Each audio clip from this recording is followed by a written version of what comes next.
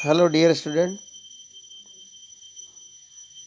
पिछले वीडियो में हमने बात की थी criteria for a good measure of central tendency. Professor Yule ने कुछ क्राइटेरिया दिए थे और उन क्राइटेरिया को जो सेटिस्फाई करेगा उसको हम बेस्ट मेजर कहते हैं। तो कल हमने मीन के बारे में बात कर ली थी। Mean is the best measure of central tendency. आज हम सेकंड मेजर की बात करेंगे, उसकी मेरिट्स और demerits. Median. Median are rigidly defined, यानी मध्य का सुपरिभाषित है। उसकी परिभाषा से एक ही मीनिंग निकलता है कि अगर ओड नंबर है तो मीडियन मिडिल वैल्यू होगी, और इवन है तो arithmetic mean of two middle observations. It is easy to understand and easy to calculate. Third, it is not based on all the observations. This is the drawback of median. ये सभी पद मूल्यों पे आधारित नहीं होती है। जब हम वैल्यू को हम अरेंज कर लेते हैं तो मीडियन एक्सट्रीम वैल्यू को छोड़ देती है, यूज नहीं करती है। फोर्थ, ये हमने पढ़ा था, उसकी प्रॉपर्टी थी एक, sum of absolute deviation are minimum if the deviation are taken from median. निरपेक्ष मानों का योग न्यूनतम होता है यदि विचलन माध्यिका से लिया जाए। Next, it is list affected by extreme observation. चरम मूल्यों से कम प्रभावित होती है। Six point, median does not satisfy mathematical property. हम अगर दो सैंपल हैं, उनकी मीडियन फाइंड कर लिए तो उनकी कंबाइंड मीडियन फाइंड नहीं कर सकते। So it is not satisfy mathematical property. Next, if open end classes are given, median is an appropriate measure of central tendency. यहाँ ओपन एंड क्लासों से मतलब होता है, तीन तरह की क्लासेस होती है। एक होती है इंक्लूसिव, दूसरी होती है एक्सक्लूसिव, और एक और होती है, उसको कहते हैं ओपन एंड क्लासेस, यानी खुले सिरे वाली। यानी फर्स्ट क्लास की लोअर लिमिट और लास्ट क्लास की अपर लिमिट अगर स्पेसिफाई नहीं है तो उस समय सेंट्रल टेंडेंसी का मीडियन को हम बेस्ट मेजर कहते हैं। इस केस में क्यों? क्योंकि मीडियन क्लास कहाँ आएगी? हमेशा मिडिल में आएगी, फर्स्ट और लास्ट को छोड़ देती है। इसलिए बाकी दूसरे मेजर करेंगे तो हम मिड वैल्यू निकालते हैं, तो उसकी लोअर लिमिट चाहिए, अपर लिमिट चाहिए, तो इस केस में median best. Next, median can be used for qualitative data.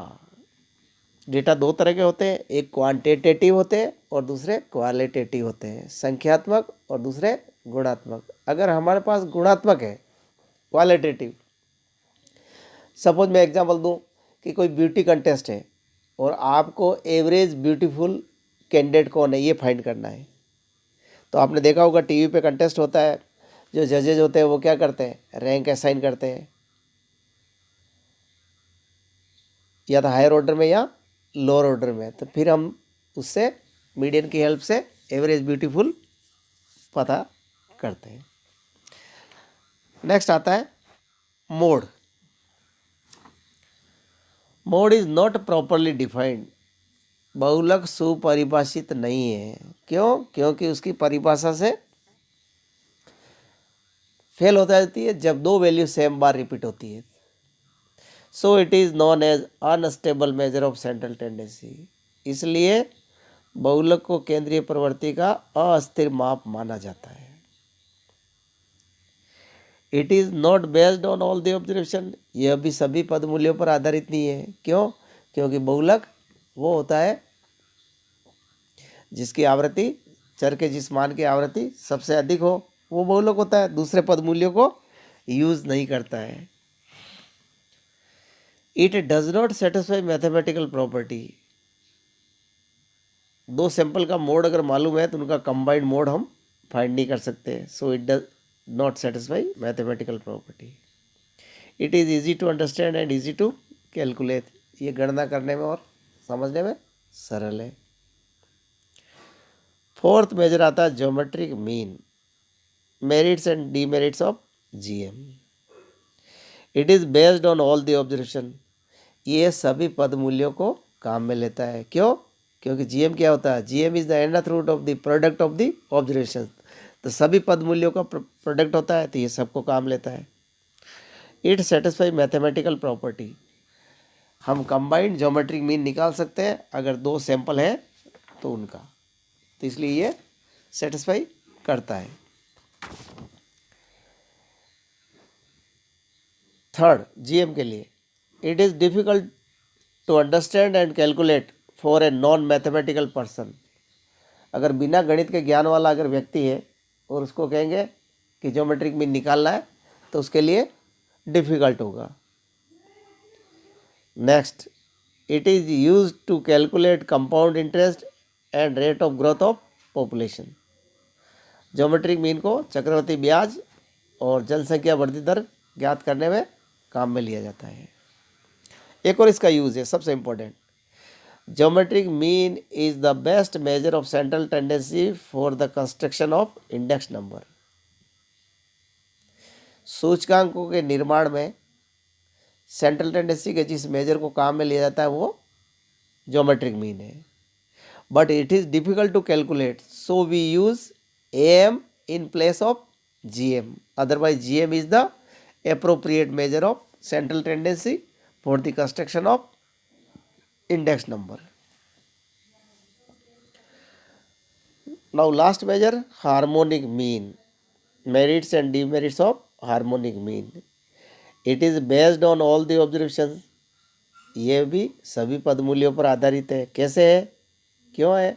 क्योंकि हमने पढ़ा है ये हर वैल्यू का क्या करता है, रेसिप्रोकल करता है, तो हर वैल्यू को यूज़ करता है। Next, it is also difficult to calculate for a non mathematical person. अगर बिना गणित के ज्ञान वाला अगर व्यक्ति होगा तो उसके लिए ज्योमेट्रिक मीन तो डिफिकल्ट है ही है, लेकिन उसके बाद हार्मोनिक मीन भी डिफिकल्ट होगा। क्यों? क्योंकि उसको क्या करना पड़ेगा, रेसिप्रोकल लेना पड़ेगा, फिर एलसीएम लेना पड़ेगा, फिर रिवर्स करना पड़ेगा, इस तरह से। Harmonic mean satisfy mathematical property. अगर दो सैंपल का हार्मोनिक मीन गिवन है और उनकी साइज गिवन है तो हम कंबाइंड हार्मोनिक मीन निकाल सकते हैं। तो जो मैथमेटिकल एवरेज है, एम, जीएम और एचएम, ये तीनों मैथमेटिकल प्रॉपर्टी को सेटिस्फाई करते हैं क्योंकि हम कंबाइंड निकाल सकते हैं। Next, to calculate average speed, harmonic mean is an appropriate measure of central tendency. अगर आपको एवरेज स्पीड फाइंड करनी है तो उस समय हम सेंट्रल टेंडेंसी के मेजर हार्मोनिक मीन को यूज़ करेंगे। क्यों करेंगे? क्योंकि ये क्या करता है कि स्मॉलर ऑब्जर्वेशन को ज़्यादा वेटेज देता है, रेसिप्रोकल करते हैं, तो जो ट्रेवल की स्पीड है वो क्या हो जाएगी, कंपनसेट हो जाएगी। जैसा कि मैंने पिछले वीडियो में आपको एक एग्जांपल से बताया था, दो वैल्यूज़ है 1 और 2, अभी कौन बड़ा है, 2 बड़ा है। जब रेसिप्रोकल करेंगे हार्मोनिक मीन में तो 2 छोटा हो जाएगा और जो छोटा था 1 वो बड़ा हो जाएगा, क्योंकि 1 and 1/2। तो इसलिए जब भी एवरेज स्पीड फाइंड करनी है तो हम हार्मोनिक मीन को यूज़ करते हैं। Okay, thank you.